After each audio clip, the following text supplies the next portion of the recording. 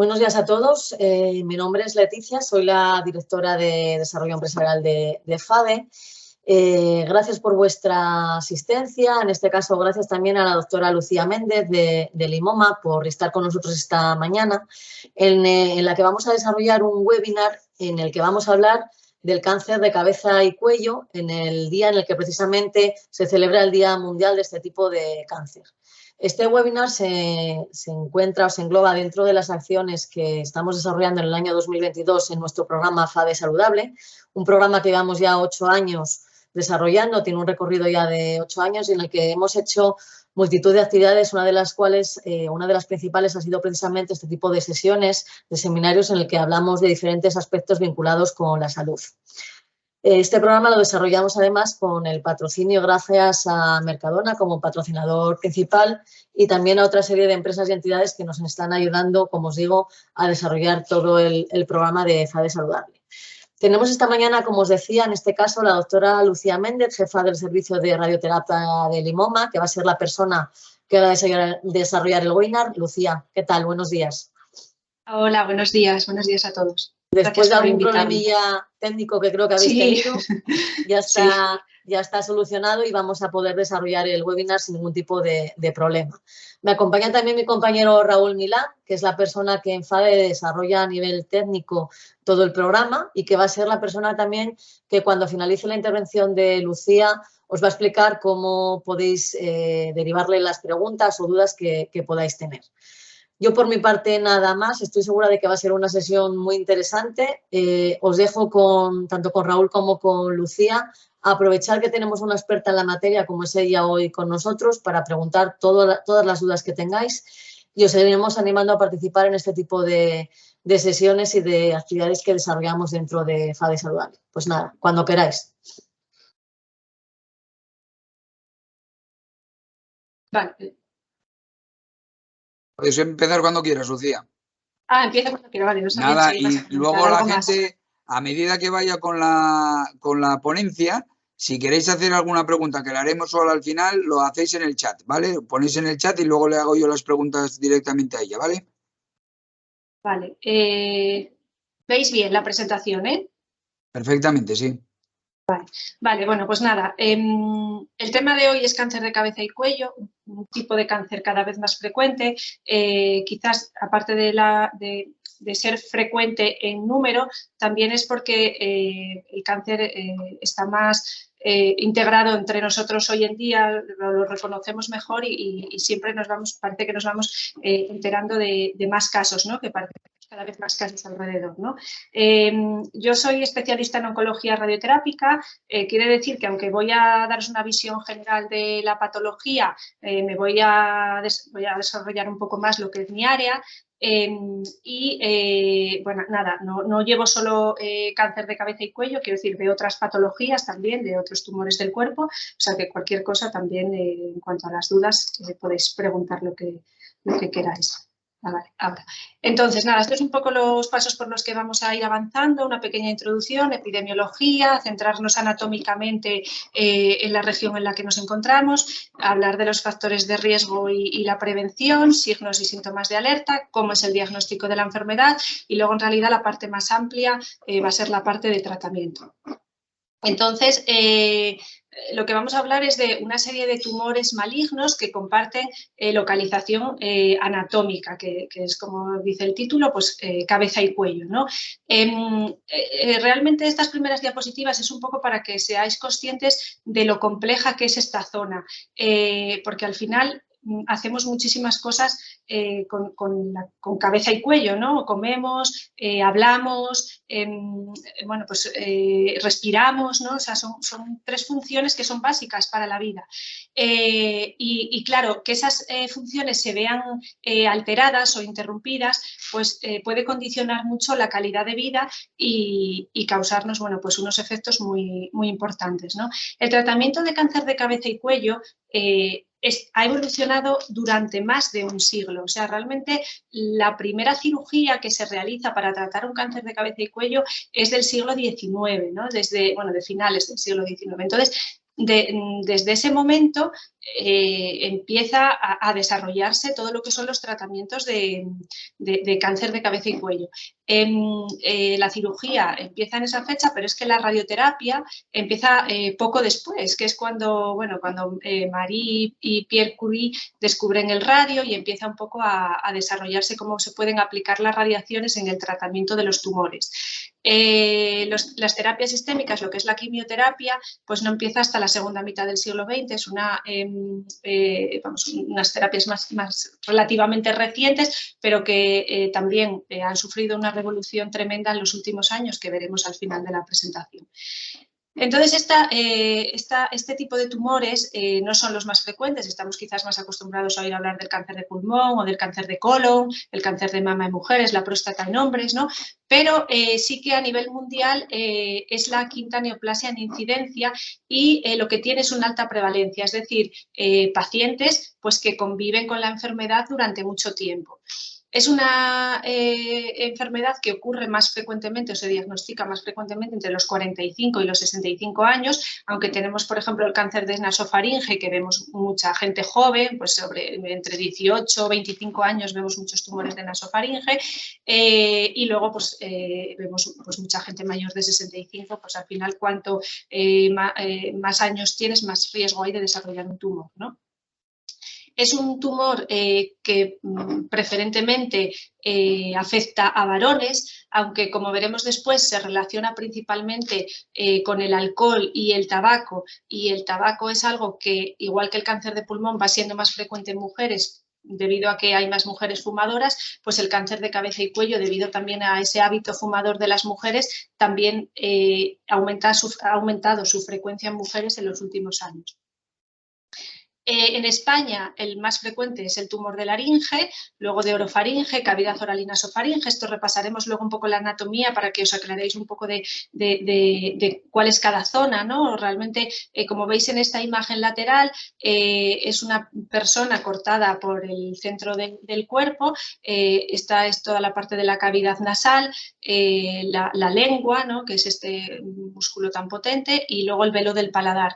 Entonces, la faringe transcurre desde la base del cráneo por detrás de la cavidad nasal, todo por detrás hasta donde está la laringe, cuerdas vocales que ya se unen a la tráquea, ¿no? Y por detrás la hipofaringe se une al esófago. Por eso el tema de cuando tenemos un tumor en una zona de estas, pues el paso al esófago se puede ver alterado, o cuando tenemos un tumor en la zona de la laringe o la entrada de la laringe, puede ser que esa persona tenga una alteración de la voz o una dificultad para tomar el aire, ¿no? Igualmente, cuando afecta a la orofaringe, que está detrás de la lengua, lo que es la parte de la amígdala, de la base de la lengua, ahí lo que se suele notar es como una sensación de ocupación, quizás como cuando tenemos una faringitis, ¿no? Y al tragar, pues notan una obstrucción al paso de los alimentos. Entonces, bueno, en España el más frecuente es el de laringe, seguido de cavidad oral y nasofaringe, seguido de orofaringe, cavidad oral y nasofaringe, pero según los países, los hábitos que tengan, los factores de riesgo, pues el tumor más frecuente va cambiando. En cuanto a mortalidad, el de cavidad oral es el que tiene peores resultados a los tratamientos, y el que mejor responde a los tratamientos es el tumor de nasofaringe, que se trata principalmente con radioterapia más menos quimioterapia. Entonces, bueno, esto es una imagen que os pongo para que veáis lo extremadamente compleja que es esta zona, ¿no? Si nos quitáramos la piel, pues nos veríamos que para llegar a los tumores hay que atravesar una zona de músculo, hay muchos vasos sanguíneos, vasos linfáticos, vemos aquí la parótida, que es la glándula que produce el 80% de la saliva, por eso luego hablaremos de otros efectos secundarios también a nivel de la saliva. Hay muchos tumores que se pueden originar en cabeza y cuello, aparte de los que vamos a tratar hoy, como pueden ser sarcomas o como pueden ser linfomas, que pueden surgir en la zona del cuello o ya el mediastino, ¿no? Pero realmente vamos a hablar de los que surgen en la mucosa principalmente, ¿no? Y en la cavidad oral. Bueno, entonces, para el cirujano, para cuando luego hablemos de cirugía, veremos un poco cómo la cirugía ha evolucionado mucho también en el tratamiento de estos tumores. Cuando hablamos de tumores de cabeza y cuello, pues podéis pensar que podemos encontrar un tumor en el sitio más raro. Es verdad que no tienen todos la misma frecuencia, ¿no? Los hay más frecuentes y menos frecuentes. Por ejemplo, un tumor de encía o un tumor de velo del paladar, pues es poco frecuente, pero puede haberlos. Un tumor de úvula incluso, he visto tumores de, he visto un par de tumores de úvula porque es una cosa muy poco frecuente, pero lo que os digo, todas estas zonas que salen aquí en la imagen, podríamos encontrar un tumor. Aquí viene marcado en colores un poco lo que os explicaba antes, como detrás de la cavidad nasal podemos tener el cáncer de nasofaringe, detrás de la cavidad oral, de la base de la lengua, la amígdala, la pared posterior de la faringe, podemos tener lo que denominamos orofaringe, y en la parte baja la hipofaringe y por delante la laringe, ¿vale?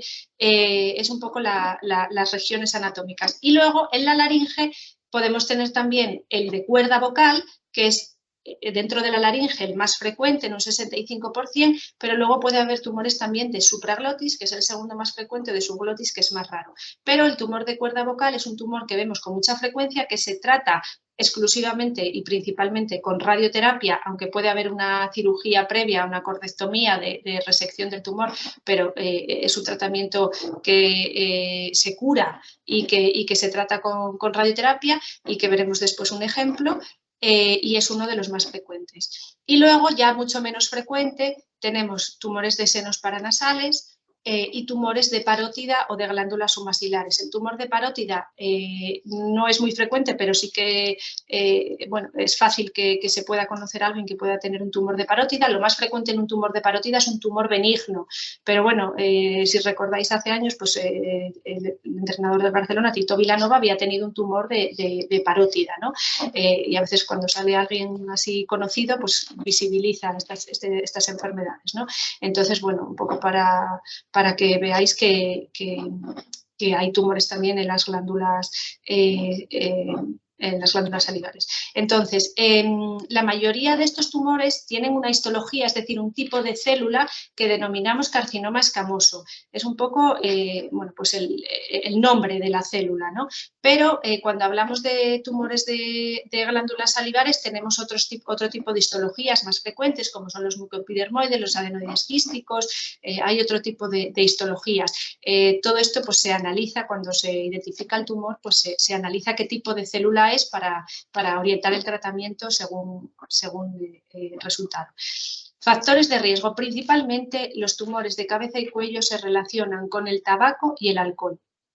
El tabaco incrementa más de 10 veces el riesgo de desarrollar un cáncer de cabeza y cuello en fumadores con respecto a no fumadores. Se relaciona con la duración del hábito y con lo que se fuma, ¿no? Con la cantidad de tabaco que se fuma. El tabaco actúa como iniciador del tumor, como promotor o como cocarcinógeno.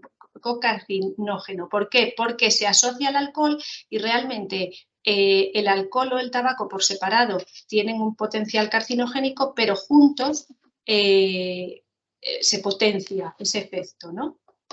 Entonces, bueno, lo veremos después de la prevención, que son los dos factores principales. Luego, los virus, en este caso el virus de Epstein-Barr, tiene una gran relación con la aparición de cáncer de nasofaringe.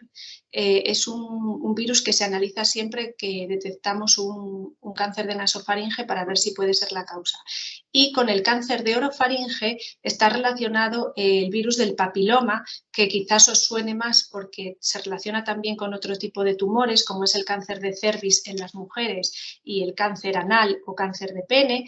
Y es un virus que puede estar también en la orofaringe, muchas veces también en relación, pues puede ser con prácticas sexuales o con cosas de este tipo, ¿no? Entonces, también se relaciona con que pueda salir un tumor en la orofaringe. Y de hecho, en Estados Unidos, la principal causa de cáncer de orofaringe es el virus HPV-16. Aquí sí que se ha visto un incremento en los últimos años, pero no llega de momento a los niveles de Estados Unidos. Aún así, como veréis, tenemos una solución muy eficaz para evitar que aparezca un cáncer de orofaringe por virus VPH. La dieta, como sabéis, la dieta, la contaminación y todos los factores ambientales que tenemos tienen gran influencia en la aparición de tumores, no solo a nivel de cabeza y cuello, a nivel digestivo, a nivel de pulmón, pues tiene importante incidencia, por eso bueno, hay que siempre intentar hacer una dieta saludable. Y luego pues el factor ocupacional, también porque es un tema de... sobre todo también en el cáncer de nasofaringe, de estar expuesto a ciertos tóxicos que al final entran por la nariz y que pasan por toda esta zona y pueden condicionar la aparición de estos tumores. Y la genética, que siempre hay un factor genético, cuando hay una carga tumoral en la familia, pues puede influir en que haya más riesgo de desarrollar un tumor. Entonces, en cáncer de cabeza y cuello, pues no tenemos un programa de detección precoz como hay en otras patologías, como puede ser el cáncer de mama, el cáncer de próstata, el cáncer de colon. También en el cáncer de pulmón tenemos la posibilidad de hacer TACs de baja dosis, ¿no? en toras, pero en cabeza y cuello no hay un sistema de detección precoz, con lo cual pues vamos a diagnosticarlo cuando la persona tiene síntomas y es ahí cuando nos pondremos en contacto bueno, de diagnosticar o de descartar que la causa del síntoma sea el tumor. Para evitar que no se desarrolle esta enfermedad, pues evitar el tabaco, nada de tabaco. Pongo un consumo responsable de alcohol, deberíamos de evitar también las bebidas de alta graduación y bueno, pues eso, el alcohol reducirlo a lo que consideremos pues eso, un consumo mínimo, ¿no? Que sabemos que, bueno, pues que también está recomendado pues que se puede beber un vaso de vino a las comidas o todo esto, entonces por eso no os pongo nada, evitar el alcohol, porque entiendo que con un consumo responsable de alcohol se entiende. Dieta rica, variada en verduras, frutas, legumbres, bueno, todo lo que ya habréis oído varias veces. Y luego lo que os decía antes, la vacunación contra el virus del HPV. Esta vacunación previene la aparición no solo de cáncer de orofaringe, sino de cáncer de cervix y de cáncer de la región anogenital, ¿no? Era un poco lo que os decía antes, que como realmente esto, cuando se desarrolla esta vacuna, se desarrolla para tratar el cáncer de cervix, porque es un tumor, bueno, pues... Que ocurre mucho en las mujeres y que tiene un pronóstico pues a veces malo, ¿no? Entonces, cuando se hace desde Sanidad la indicación de la vacunación HPV, como sabéis, como de centro de estudios, porque esto va por comunidades autónomas, pues se orienta a las niñas, ¿no? Entonces se empieza vacunando desde 2008, en ese momento a las niñas mayores de 14 años, ahora ya se está vacunando a las niñas de 10 años y se está vacunando únicamente al género femenino, orientado un poco a ese tema de cáncer de cervix. Realmente, como luego se es consciente de que tiene esa implicación en el área anogenital y orofaringea, hay una indicación de poder aplicar esta vacuna en pacientes con determinadas inmunodeficiencias y con determinados problemas que les predisponen a poder desarrollar tumores en general, ¿no? Entonces, está esa posible indicación en este tipo de pacientes. Hay una comunidad autónoma que recientemente ya ha dado el paso de indicar esta vacuna en niños, que es Cataluña, que lo ha hecho a principios de este año, bueno, hace 3 o 4 meses, y probablemente yo creo que el camino es a que se vacunen los dos sexos, puesto que si no vacunas al niño, el niño al final puede actuar como, como transportador o como posible contagiador de ese virus, y también ellos podrían exponerse a ciertos tumores que son menos frecuentes, pero que realmente sería recomendable que también se vacunara a los niños, ¿no? Y luego cualquier adulto, cuando le diagnostican, por ejemplo, estaba ahí en la diapositiva, las mujeres, por ejemplo, que se les diagnostica un cáncer de cervix, esa mujer tiene indicación de vacunarse, ¿no? Y muchas veces pues también se plantea la posible vacunación a la pareja. volvemos al cáncer de cabeza y cuello, que si no me desvío a otras cosas. Signos y síntomas de alerta del cáncer de cabeza y cuello. Os lo decía un poco al principio, uno de los síntomas por los que consulta más gente es la disfonía, la alteración de la voz, cambios en la voz o incluso quedarse sin voz, ¿no? Claro, todo esto tiene que ser pues, de una duración prolongada. Sobre todo, bueno, hay gente que padece de disfonías de forma frecuente y, bueno, pues ya está dentro de una situación que conocen, pero, bueno, gente que, pues eso, que sea muy fumadora, que sabes que tiene unos factores de riesgo para poder desarrollar una lesión de este tipo en algún momento, pues ante un síntoma de este tipo debería de consultar. Y luego, pues de cara a la cavidad oral, pues heridas en la boca, úlceras que no curan, que, bueno, pues que tienen un aspecto feo, raro, pues todo eso deberemos de consultar cuanto antes. Cuando ya las lesiones pueden ser un poco, bueno, tener un tamaño ya más considerable, pues ya empieza la dificultad para tragar o la sensación de cuerpo extraño. También cuando puedan afectar algún nervio, podemos tener un dolor faríngeo que se irradia al oído, una otitis serosa, es otra forma a veces de diagnosticar estas enfermedades, y una muy frecuente es la aparición de bulto en cuello, zona preauricular. Es muy frecuente que vengan, sobre todo las mujeres cuando se echan la crema o los hombres cuando se afeitan, diciendo que se notaron un bulto, ¿no? Y luego a nivel de desarrollo de tumores de cavidades nasales, pues obstrucción nasal, epistasis, sangrado, es también una clínica frecuente.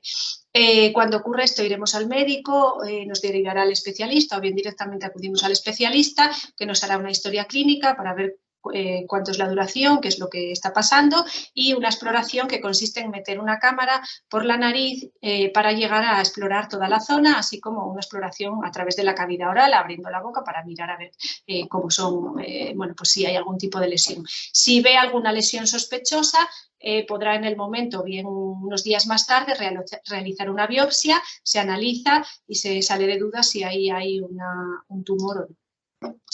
También, espera, que no lo dije, cuando hay un bulto en el cuello o se ve, pues eso, una adenopatía, que normalmente es lo que se corresponde a ese bulto, con un ganglio que está aumentado de tamaño, lo que hacemos es poder pinchar, hacer una PAF, una punción, una aspiración de aguja fina de esa lesión.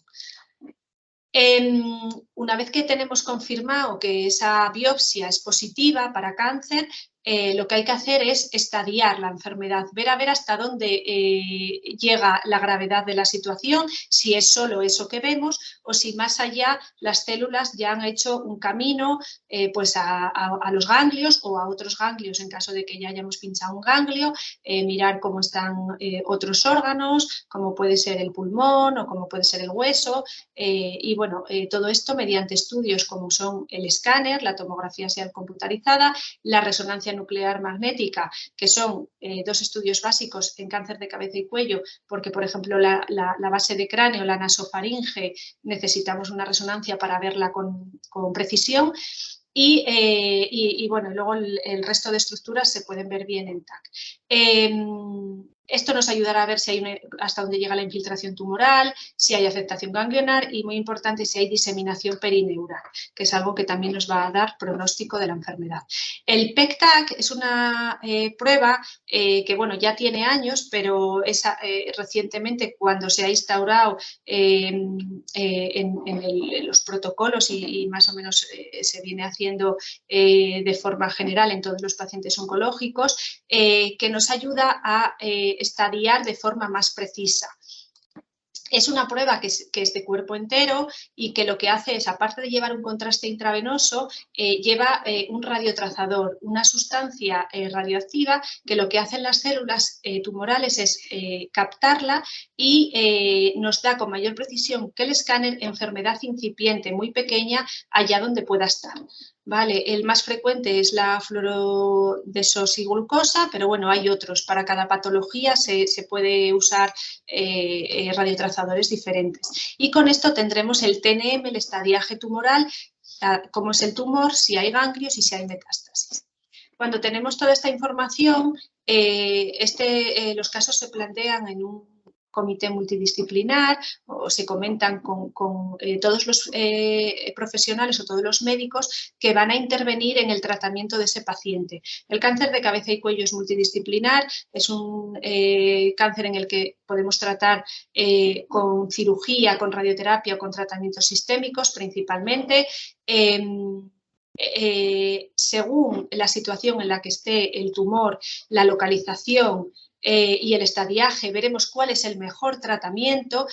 Como habéis visto en las imágenes anatómicas, hay muchísimos tipos de tumores, muchísimas localizaciones. Cada localización, el tamaño tumoral que infiltra, porque puede llegar a coger, infiltrar vasos, infiltrar músculo, infiltrar espacios que, bueno, pues que son importantes y que son de riesgo.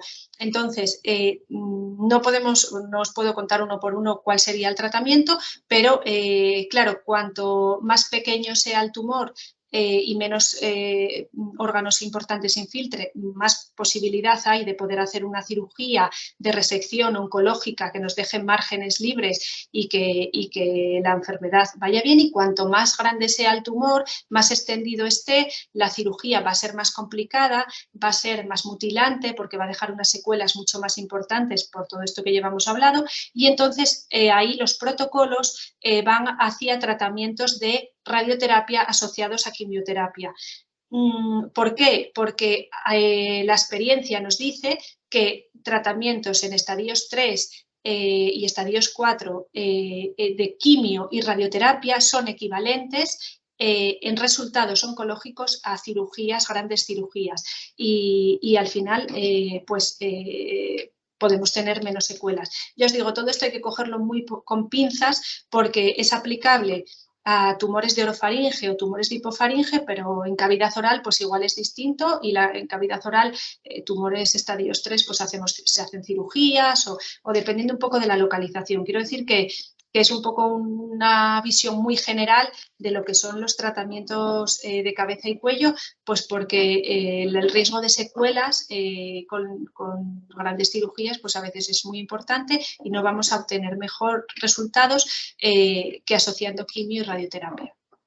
Entonces, en la cirugía en los últimos años ha habido muchísimos avances tecnológicos, como veíamos al principio, llevamos más de un siglo de evolución de la cirugía, técnicas mínimamente invasivas como son el láser, cirugías con microscopio quirúrgico, la cirugía robótica, el Da Vinci, que también va cogiendo peso en las cirugías de tumores de orofaringe y otros tumores. Luego es muy importante la cirugía del cuello, del vaciamiento ganglionar, y ahí pues de hacer cirugías muy radicales y bueno, muy amplias, pues cada vez se hacen más cirugías selectivas. Esto lo que se traduce es en que los tiempos de recuperación del paciente son mucho menores y que las complicaciones quirúrgicas también son mejores. Aquí os pongo una foto de lo que es una exposición de cuando se hace un vaciamiento ganglionar. Esto era un paciente que había recibido una quimiorradio para su cáncer de orofaringe y a los bastantes años, igual 6 o 7 años, hizo una adenopatía que veis aquí, que se cogió en un PEC-TAC. En un PEC-TAC se iluminó el ganglio, era un ganglio nada muy pequeñito, menor de 1 centímetro. Como os digo, ese ganglio en un TAC, igual un radiólogo, bueno, te puede indicar que puede ser sospechoso, pero no lo puede garantizar, pero si además hacemos un PET y vemos que tiene una captación que se ilumina, eso ya nos orienta a que ese ganglio no puede que, vamos, con mucha más probabilidad puede ser maligno. Y efectivamente era un ganglio maligno, se hizo una cirugía selectiva de vaciamiento ganglionar y luego se le dio una reirradiación, una radioterapia posterior para que no hubiera una recidiva en el mismo sitio. Entonces, bueno, las cirugías pues se pueden hacer al principio como al diagnóstico, pero también se pueden hacer posteriormente según la evolución del paciente. La radioterapia es un tratamiento que tiene un gran papel en los tumores de cabeza y cuello, quizás incluso más que en otras localizaciones del cuerpo. Es un tratamiento que consiste en administrar radiación ionizante sobre los tumores. Lo que hace es interrumpir esa reproducción del tumor, de la replicación tumoral y provocar que la célula se muera, que entre en apoptosis, y su principal diferencia con la quimioterapia es que tiene un efecto local, no es un efecto sistémico, no va a todo el cuerpo, sino que solo afecta allí donde la damos. Entonces seleccionamos la zona que queremos radiar y eso provoca, bueno, lo que os explicaba, la muerte celular. La contribución de la radioterapia a la curación del cáncer es de un 40%, que esto es un dato que suele llamar la atención porque en aquellos pacientes en los que los protocolos está contemplado la radioterapia, se ha visto pues que más del 50% de los pacientes curados de cáncer reciben radioterapia como parte de su tratamiento oncológico. Veremos que yo os voy a hablar de radioterapia externa y otra forma también de radioterapia que igual os suena, que es la braquiterapia, todo es aplicación de radiación mediante distintas vías. O bien la braquiterapia entra mediante fuentes, pues aprovechando cavidades del cuerpo, o bien atravesando con agujas zonas del cuerpo para llegar al tumor, y la radioterapia externa es más cómoda porque bueno, el paciente no se ve sometido a ninguna intervención ni ningún tratamiento, vamos, ninguna técnica invasiva, sino que la radioterapia entra desde fuera y atraviesa el cuerpo para llegar a la zona donde queremos hacer el tratamiento. La evolución en los últimos 20 años ha sido enorme, pero enorme, de la radioterapia 2D, en la que se miraba en una placa cómo iba a entrar la radiación y no había ninguna posibilidad de conformarla, hasta la radioterapia actual, en la que conformamos perfectamente la zona que vamos a radiar y protegemos de esa radiación todo el tejido sano que está alrededor. Esto es gracias a la radioterapia de intensidad modulada o arcoterapia de intensidad modulada y el uso de multiláminas que tienen bueno, pues unas láminas muy finitas que pueden hacer formas que nos permiten que la dosis vaya tan conformada. Y luego la tecnología ha evolucionado para que estos tratamientos se administren rápidamente, de tal manera que no duren más de 10-15 minutos. Para que veáis un poco una imagen de lo que sería el cambio en la conformación, antes cuando teníamos un tumor lo tratábamos con forma de guante y ahora si tiene dedos podemos hacer los dedos. Es decir, que antes no podíamos evitar que la radiación llegara entre los dedos, ahora sí que podemos. En el limoma empieza su andadura en cuanto a radioterapia en el 2011, que es cuando se instala el acelerador, uno de los mejores aceleradores, el 7º acelerador a nivel mundial con estas características. Ahora, bueno, han pasado 10 años y ya son unas técnicas que están más extendidas, pero en aquel momento, pues claro, esto era pues algo no visto, ¿no? Algo que te empezabas tú mismo a sorprender de lo que podía hacer, ¿no? Entonces es una precisión inferior a 2,5 milímetros a la hora de liberar la radiación. Tenemos una mesa 6D que coloca al paciente en los 6 ángulos del espacio para que la zona quede perfectamente colocada. Es muy rápido, como os digo, la radiación se libera en 2-3 minutos, luego entre que el paciente y sale pues son unos 15, y sobre todo siempre antes de tratar podemos hacer una imagen con calidad de escáner que nos permite comprobar que vamos a liberar la radiación en el sitio adecuado. Y tenemos la posibilidad también de radiar adaptándonos al movimiento del tumor en aquellos tumores que lo necesitan, sobre todo esto en tumores de pulmón, tumores de hígado, lo estamos haciendo también en tumores de mama. Lo que hacemos es monitorizar a la paciente la respiración para poder hacer el tratamiento en determinadas fases de esa respiración. ¿Qué nos proporciona todo esto? Que podemos subir las dosis que administramos. Entonces, como subimos esas dosis y damos más dosis de radioterapia que las habituales, la eficacia es mayor y el control, la curación de ese tumor a nivel local es mayor y la supervivencia del paciente también, porque se refleja en ello el que ese tumor se controle. y la toxicidad pues se ha reducido muchísimo y es una toxicidad mínima, aunque bueno, en determinados casos pues puede seguir habiendo riesgos de toxicidad pues por el tumor o por lo que sea, vamos, por la localización y bueno, pues cada caso es cada caso y en este caso hay que manejar los casos uno a uno, no se puede tampoco hablar de forma general. Cuando hacemos un tratamiento de radioterapia en cáncer de cabeza y cuello, ahora utilizamos TACs, resonancias y PET-TAC para una información tanto de imagen como metabólica, funcional. Entonces, es muy importante conocer las vías de diseminación del tumor. Para diseñar un tumor de radioterapia, al igual que el cirujano, es muy importante saber de dónde está ese tumor y qué comportamiento tiene ese tumor normalmente, si tiende a irse más a los ganglios, si tiende a infiltrar más los nervios. Por eso os decía que ciertos datos son muy importantes saberlos para saber qué tenemos que tratar. No es lo mismo un tumor de nasofaringe que uno de orofaringe, que uno de hipofaringe o que uno de laringe. Cada tumor se trata de una manera, lleva unos campos, lleva unas zonas de riesgo y se trata con unas dosis u otras, o sea que son muchas variaciones. Lo que no cambia en ninguno de ellos son las estructuras que queremos proteger, porque al final pues tenemos dos parótidas, dos submaxilares, una cavidad oral, una mandíbula, dos cócleas, que es el órgano del oído, y músculos constrictores tenemos tres, el superior, el medio y el inferior. Los músculos constrictores son unos músculos que están rodeando la faringe y lo que hacen es que podamos tragar, que el bolo descienda.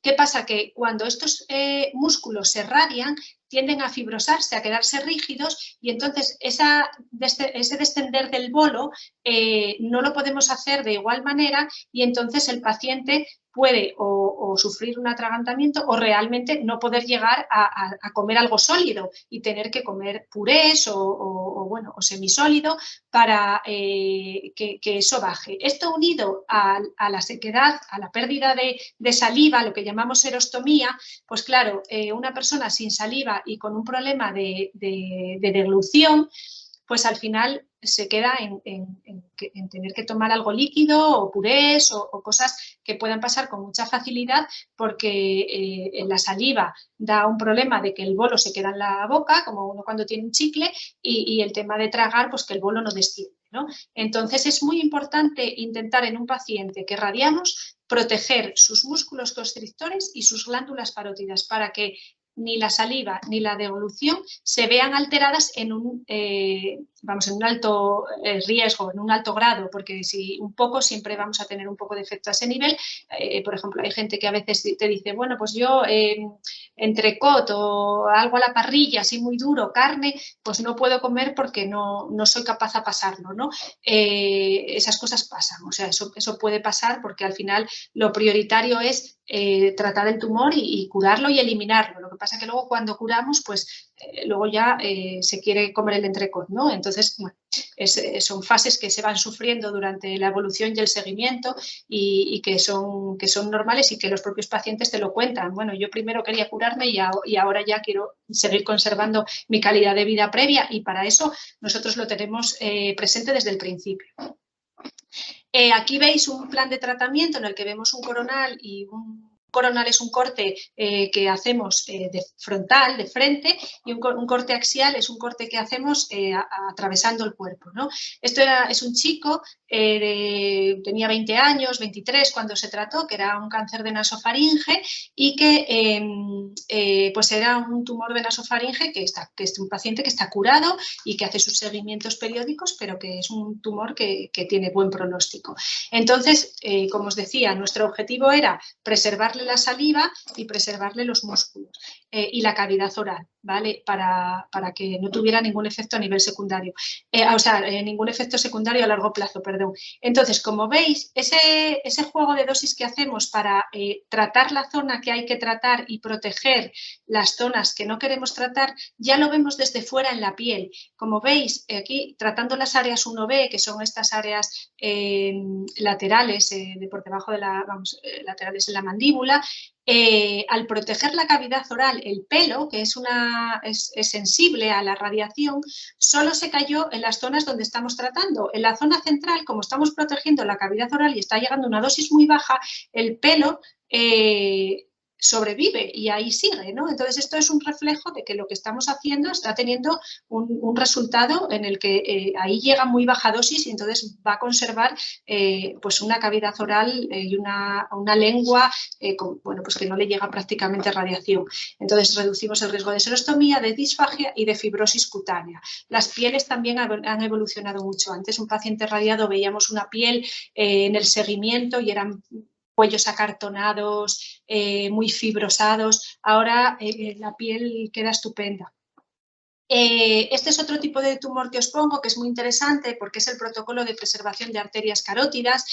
Normalmente cuando tenemos un paciente con carcinoma de glotis, que es un carcinoma de cuerda vocal, veis aquí esta lesión, que era la lesión que tenía el paciente en la cuerda vocal derecha. Esto lo estamos viendo al revés, esto es la comisura bucal, que es la comisura anterior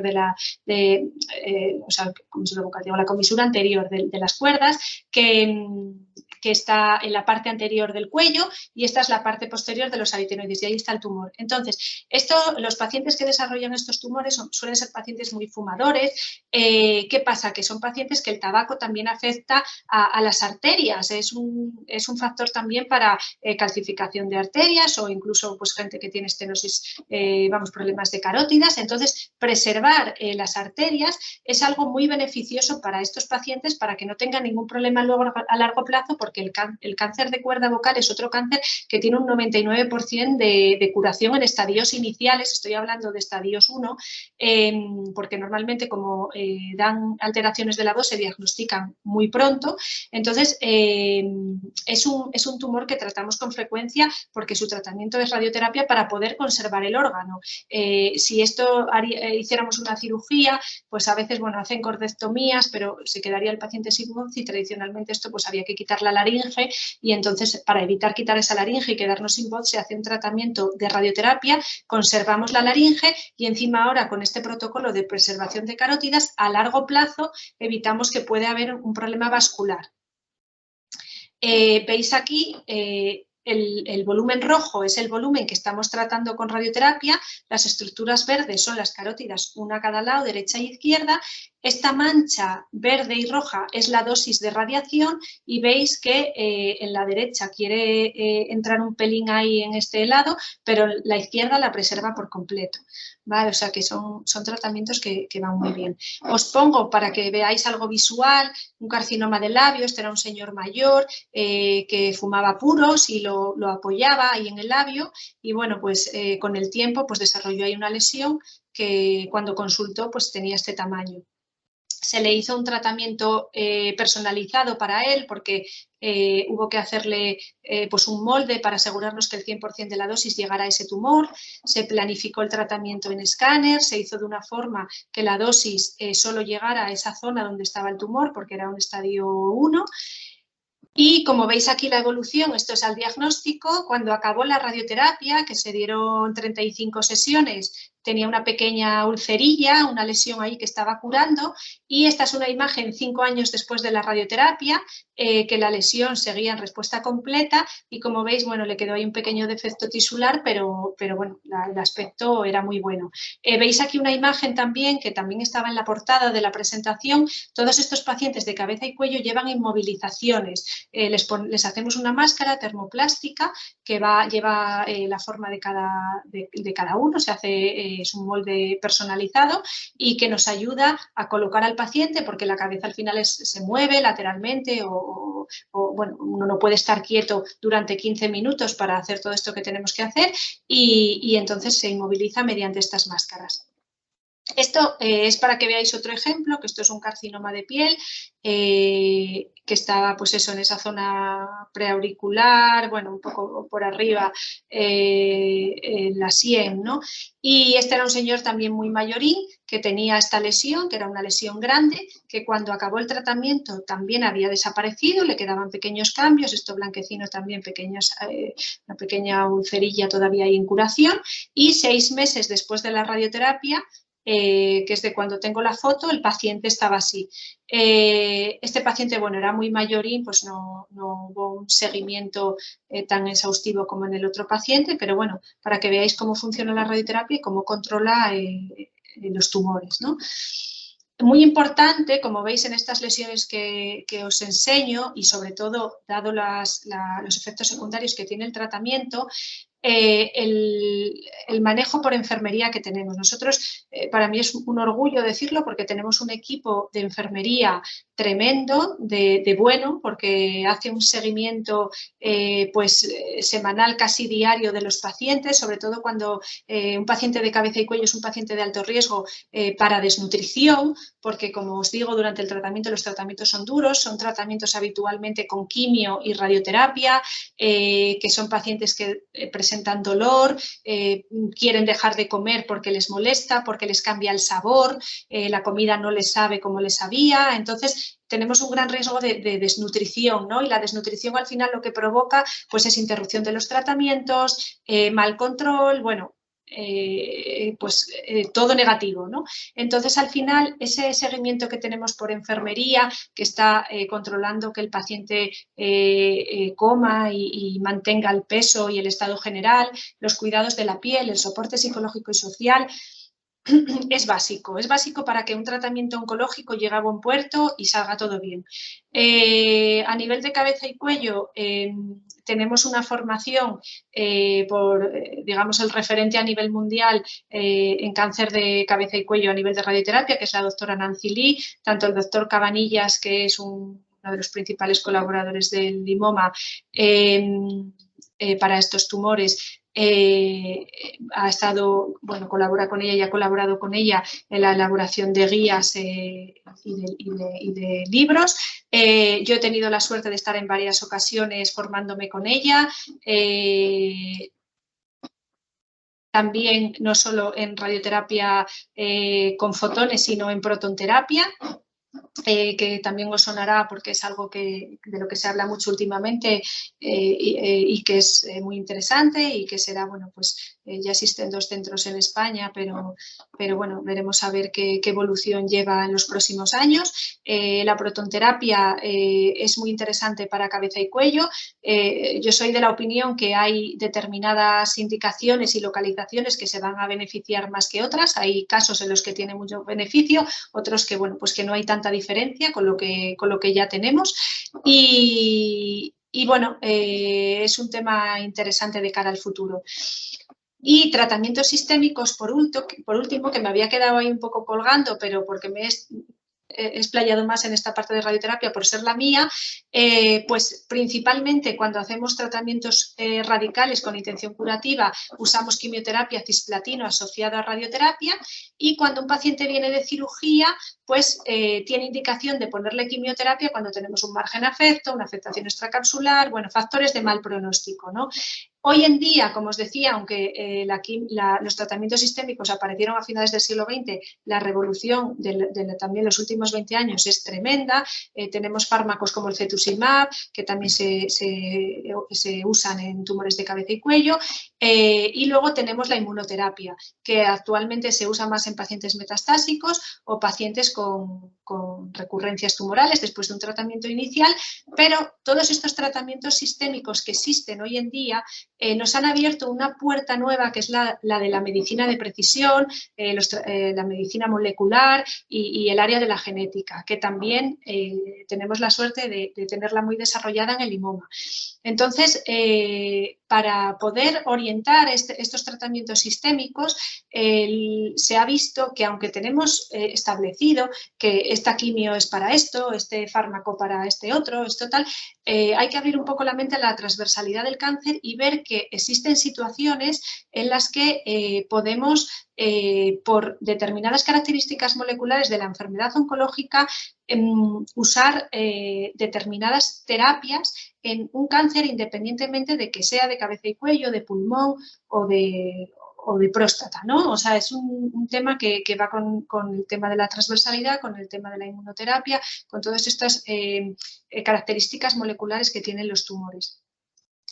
Entonces, contamos con un laboratorio de biología molecular y con un área de genética que se encarga de analizar y de ver estos estos parámetros y ver la indicación de estas pruebas, y podemos hacer estudios germinales y estudios somáticos. Un estudio germinal es un estudio que analiza a la persona, y un estudio somático es un estudio que analiza el tumor. Es decir, cuando tenemos una muestra de tumor podemos analizar genéticamente ese tumor, pero cuando tenemos una familia que tiene pues enfermedades oncológicas ya en familiares, podemos hacer un estudio germinal que nos va a determinar si esa familia puede ser portadora de alguna mutación que predisponga a cáncer. Es un poco bueno, pues lo que nos permite adaptar el tratamiento y el seguimiento a las características moleculares de la enfermedad. Se analizan hoy en día muchísimas mutaciones, muchísimas alteraciones moleculares que nos dan muchísima información para poder ofrecer tratamientos al paciente y opciones para cronificar la enfermedad cuando la enfermedad bueno, pues, evoluciona desfavorablemente. Y por último, hablaros de la biopsia líquida, que también bueno, pues es otra de las novedades y que somos pioneros también en su aplicación en la práctica diaria. La biopsia líquida es en sangre periférica, con una simple extracción de sangre al paciente, podemos analizar si las células tumorales están presentes en su sangre o está la enfermedad controlada.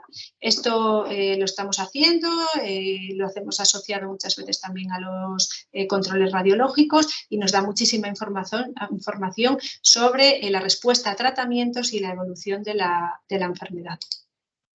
Para ello, como os decía, tenemos un área de genética clínica que es la única consulta en Asturias con una genetista especializada. La genética es una especialidad que no existe en España y tenemos una doctora que ha venido especializada, es de México, y ella tiene la especialidad en genética, que junto con el doctor Cabanillas y el equipo trabajan en este tema último que os comento.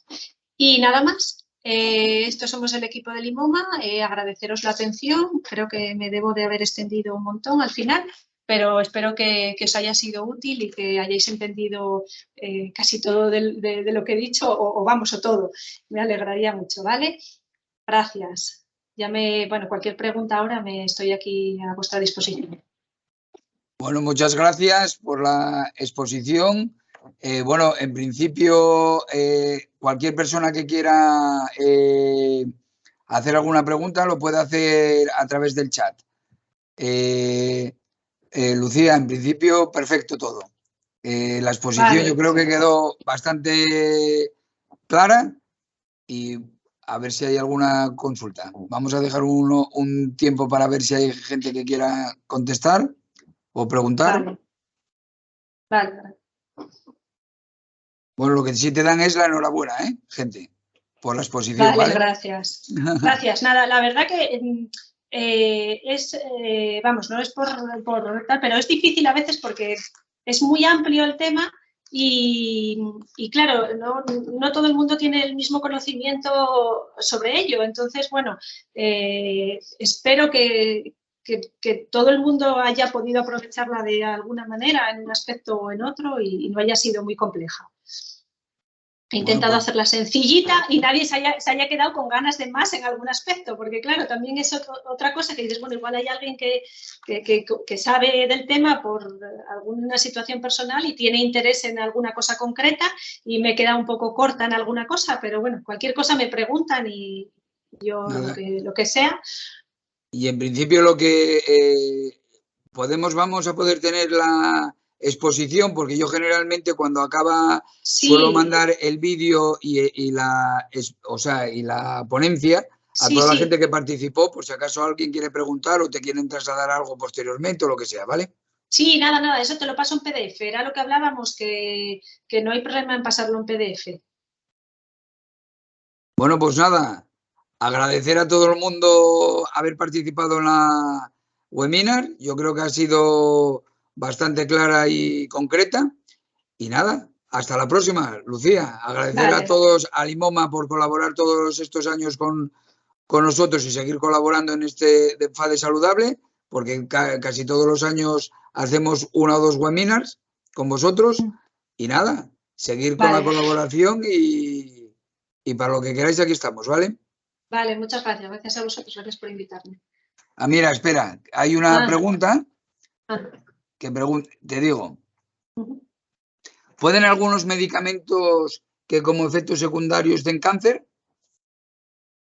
Bueno, es una pregunta complicada. En principio, lo básico que tomamos para cosas del día a día no debería de dar cáncer. Luego otra cosa, por ejemplo, es pacientes que por lo que sea están sometidos a tratamientos inmunosupresores, ¿no? Pues que tienen patologías ya más graves bueno, pues que requiere la indicación de ese tipo de fármacos. Claro, fármacos que pueden alterar el sistema inmune, pues al final, bueno, pues sí que podrían condicionar la aparición de tumores. Es como, bueno, pues gente que es sometida a un trasplante, ¿no? Y está sometida por ese trasplante a ciertos fármacos. Pues esos fármacos normalmente, bueno, pues actúan sobre el sistema inmune para evitar un rechazo, pues tienen cierta capacidad de, no es que el fármaco en sí produzca el tumor, sino que ese efecto que tiene sobre el sistema inmune puede favorecer que ante una alteración en una célula que empiece a producir un tumor, pues no responda bien, evitando ese desarrollo tumoral, ¿no? Entonces, bueno, pues pacientes con ese tipo de fármacos pues tienen un poquito más de riesgo que el que no toma ese fármaco. Pero no es algo habitual del día a día, quiero decir, ya son pacientes concretos y que cuando toman esa medicación se les explica. Pues nada, muchas gracias por todo y nada, agradecer como siempre a nuestro patrocinador principal en FADE Saludable, Mercadona, y a todos los colaboradores entre los que os encontráis vosotros, el IMOMA, y esperaros ya para después del verano, que vamos a hacer otra serie de actividades dentro de FADE Saludable y esperemos que os sigan gustando, ¿vale? Pues nada, muchas gracias a todos y hasta la próxima. Vale, gracias. Hasta luego. Venga.